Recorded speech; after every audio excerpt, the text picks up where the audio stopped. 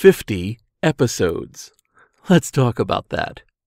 This is Jason Scott Talks His Way Out of It, a podcast about technology, history, and keeping myself out of debt.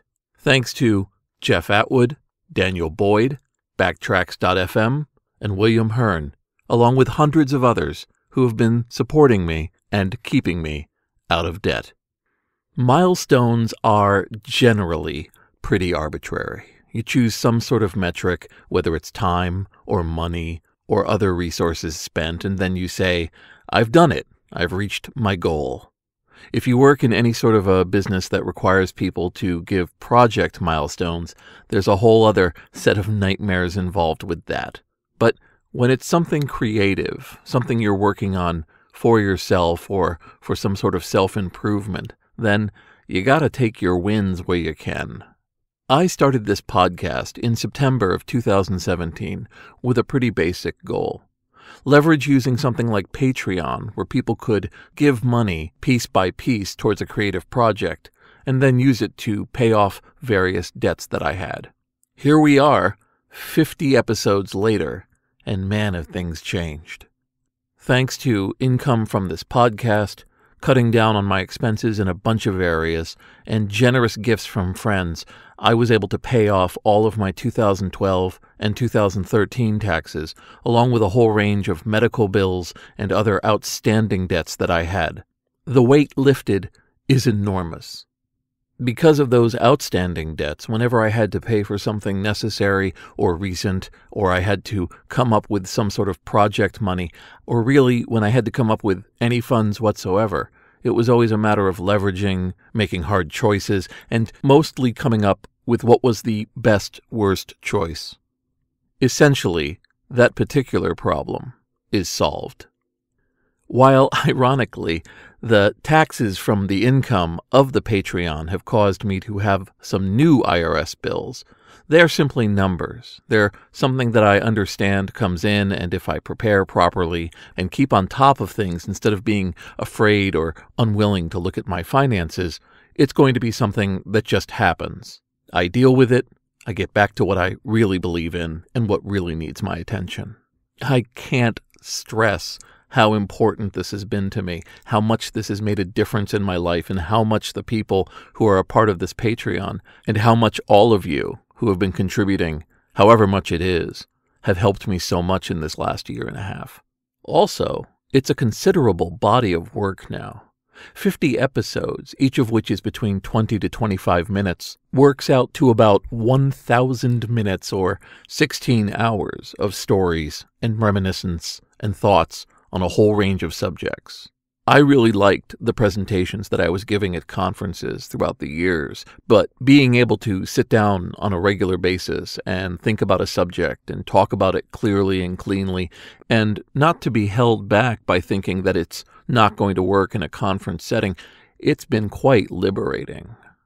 There's been lots of side effects to it. I think my writing has gotten better. I think my speaking has gotten better, and I definitely think that there are subjects that were incredibly important to me that I didn't have a forum for, that I've been talking about on different episodes here. One amusing side effect is that people will bring up details that I've brought up here that I've forgotten about. As a result, people know various towns I grew up in, or where I shop for food, or that I have incredibly strong beliefs involving emulation and vintage computing, although I'm not so sure how much of that is new news.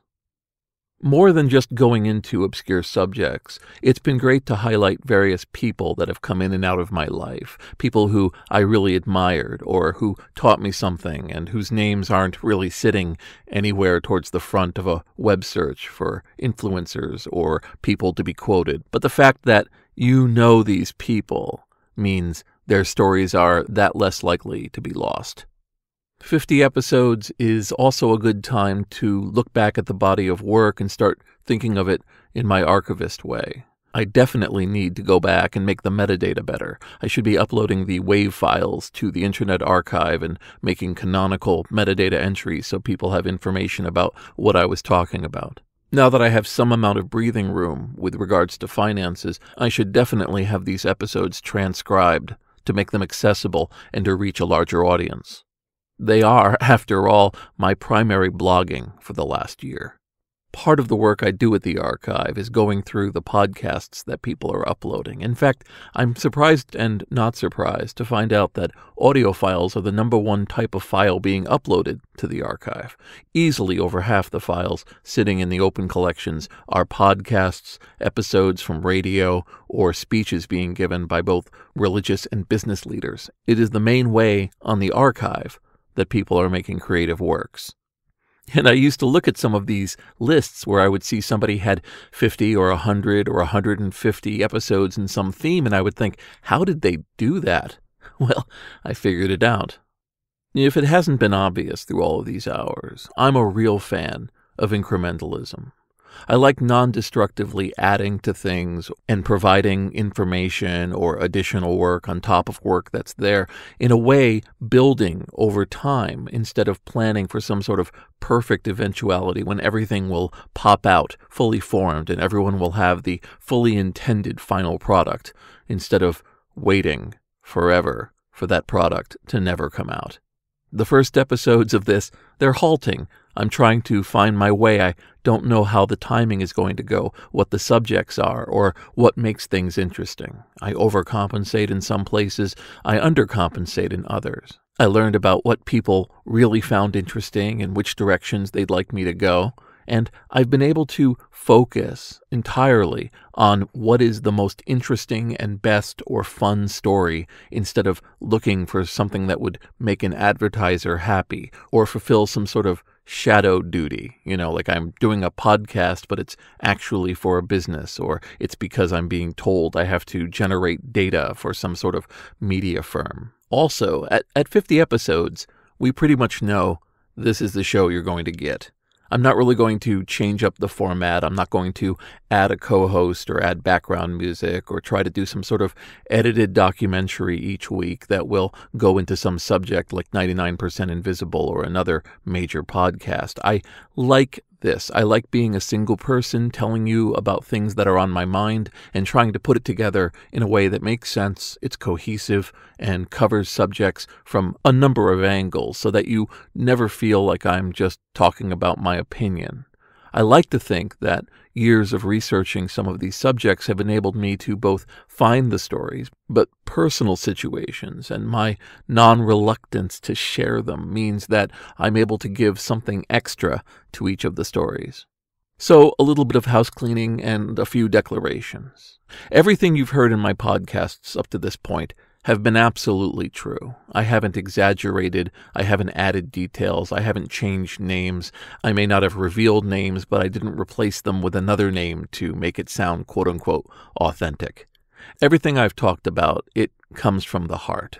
On Twitter, I'm sure I come off in all sorts of weird ways, but not here. This is me talking to you, thankful that you've given me opportunities to make my life better and to get rid of crushing weights. And for that, I think that the only way to pay you back is with honesty, truthfulness, forthrightedness, and sharing as much as I can share. As for continuing the podcast, well, I definitely still have to pay off the IRS bills that were generated, ironically, by the income from the podcast, and paying those off will generate a little bit more of a bill, but it'll be smaller and smaller waves from the IRS, and my intention is to keep going with the podcast until I feel that I've got nothing to say. That is, there's nothing that would make sense for the podcast format and wouldn't really reflect anything of interest, and it would be just me making things up or turning over old stones we've already explored just for the sake of getting another episode out. So this podcast will continue. My rough plan is for there to be at least another 50 episodes, a solid 100, and of course we'll revisit things then, but that's my goal. I want to continue to dig deeper, look farther, and provide for you a pleasant, easy, and fun set of stories in history to play wherever you are, whenever you want to. A combination of stories about technology and history, along with personal items that I remember and things that I look forward to sharing. there's another 50 that's in my life, and that is that I'll be turning 50 in about 2 years. Age is just a number, but it's a nice age to check back and look at yourself and see what you've done and what you wanted to do. And a while ago, I cooked up this plan of mine. It, at the time, seemed pretty unrealistic, but I was taking a shot at it anyway. My goal at 50 was to have nothing that myself before 50 had promised I would do. Not to say that I wouldn't continue to do projects that were similar to things before I was 50, but that everything I was working on from 50 onward would be things that I chose to do, not things that myself of a younger age had foolishly promised would be possible. And thanks to this podcast and other things that I've done, that plan is looking more and more realistic every day. Not to get weird about it, but a heart attack really throws a cannon across the bow. It really makes you rethink about what you're doing and how much time you have. There's really, to me, 2 ways it's going to go. One is that the heart attack is the harbinger of a number of health problems that will come after me and maybe slow me down and make me unable to do a lot of what I had hoped to do, or even worse, make me unable to do anything at all. In another branch, it's a warning shot that gets me to take a bunch of steps that I wasn't getting around to doing, lightening my load, delegating to others, making my projects portable and not dependent on me, and working further and further on automating, documenting, and ensuring that stuff that I care about or projects that I want to be a part of are able to not require me, are able to go on no matter where my energy lies or where my time falls. When I joined the Internet Archive in 2011, by around 2012, I was 2% of the uploaded items at the archive. 2%. The only other uploader that had more things than me was the entire Chinese scanning center, and that was an internal Internet Archive organization. Now, I've fallen way below that. Working with others and supervising instead of doing it myself, there are many, many thousands of items being uploaded to the archive every month that I've either inspired or helped with getting up there, and I don't have to do any of it. It's happening, it doesn't need me, it will persist after me. Again, I'm not planning to go anywhere, but that's the funny thing about plans. So as I take this short breath, this minor pause, this moment to thank all of you for everything you've done, just let me say that in the process of going through this, of trying to overcome fear and concern and my perfectionism, that the fact that you stuck with me while I learned how to express this and how I was going to make this podcast into a reality, I just can't thank you enough for that. My hope is to both remember stories, bring details to stories I thought I'd forgotten, and, in some way, make new stories, new things that I'm going to work on, and give people a lot more of what I think this world needs. Memory, respect, and joy.